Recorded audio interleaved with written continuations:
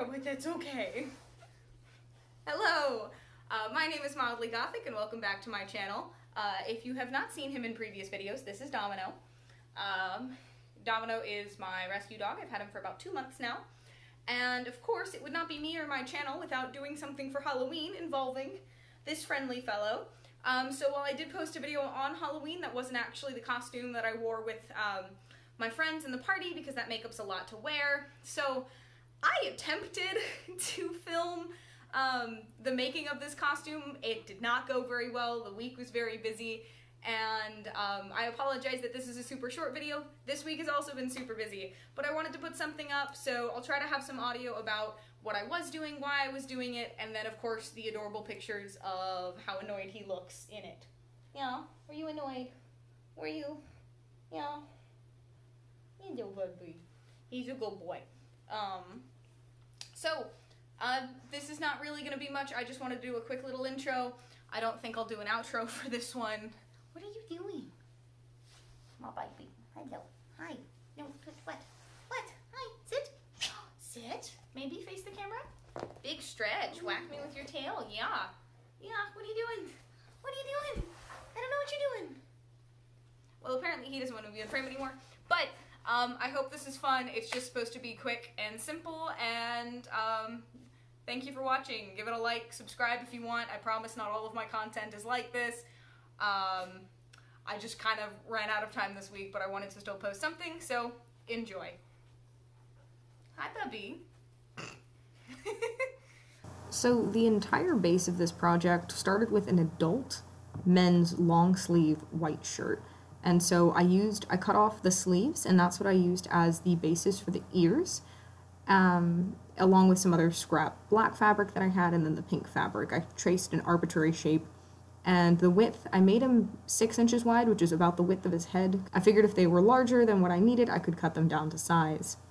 So the black spots were just kind of some weird squigglies that I drew out on my fabric, and I sewed them on with a very simple, I don't really know what the stitch is called, but just kind of went around the edges, and you can see how I stitched them on here, very simply going up and around all of the edges, kind of I guess like you would see like a patch sewn onto a scarecrow.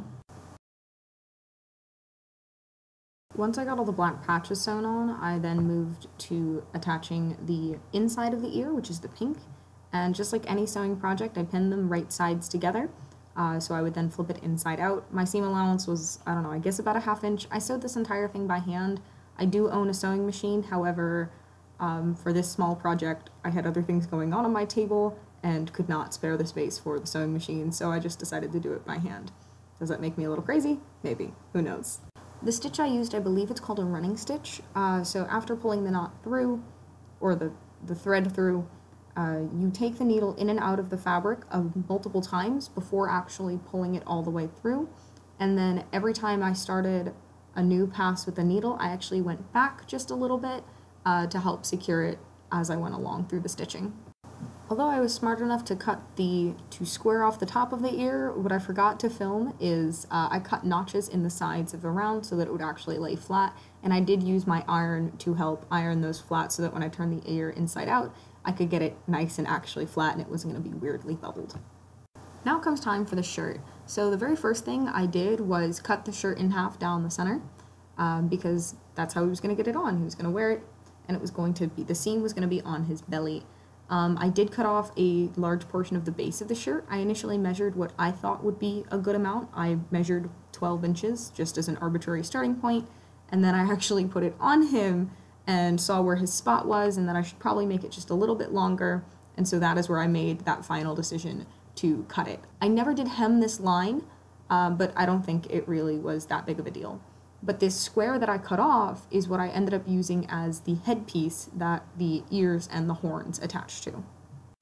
I only ended up sewing 2 black spots onto the shirt. I thought about doing more, but 1, I was running out of patience, and 2, I was running out of time. And he already has a wonderful black spot on his back, so he was a cow with 3 spots. I thought that was good enough. I measured approximately where I thought his ears would go, because I did want to make holes so his ears would pop through, and right in front of where I thought his ears were going to be is where I sewed the ears for him, the cow ears on. A step I did not show is I did use wire to support the ears. The horns were very easy to create and attach. The only footage I have is of me thinking I was going to cut them in a circle shape because I don't know why. I did not end up cutting them in a circle. I did it very similar to the ears, and then the shirt was finished with some Velcro, and so was his headpiece under his chin. And I mean, it was a very simple process. It took me multiple days just because I only had small chunks of time, but overall, I definitely think I could have done it in a weekend if I had had unlimited time to do it from start to end. But it was a fun little project, and I look forward to seeing what I can do with Halloween and him next year.